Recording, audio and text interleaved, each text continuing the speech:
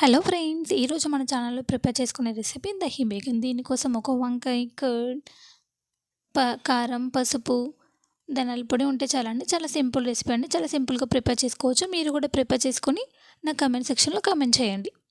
ముందుగా అయితే మనం వంకాయని తీసుకొని, ఒక పెద్ద వంకాయని తీసుకొని దాన్ని నిలువుగా కానీ అడ్డంగా కానీ కట్ చేసుకోవాలండి.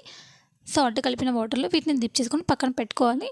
పక్కనే ఒక గిన్నెలో మనం కొంచెం కారం, ఉప్పు, పసుపు, మీకు కావాల్సినంత గరం మసాలా వేసుకోవచ్చండి. నేను కొంచెం గరం మసాలా వేసుకున్నాను. ధనియాల పొడి వేసేసుకొని కొంచెం ఆయిల్ వేసేసుకొని మంచిగా కలిపేసి మనం పక్కన పెట్టుకున్న వంకాయ ముక్కలకి వాటిని మంచిగా పట్టించాలండి. ఈ మసాలా అన్నిటిని వంకాయ ముక్కలకి మంచిగా పట్టించి పక్కన పెట్టిన తర్వాత ఒక చిన్న ప్యాన్లో కానీ కడాయిలో కానీ కొంచెం ఆయిల్ వేసేసుకొని అందులో ఈ వంకాయ ముక్కలు అన్నీ మునిగేటట్టు మనం ఆయిల్ వేసేసుకొని, కొంచెం ఆయిల్ కొంచెం ఎక్కువ పడుతుందండి.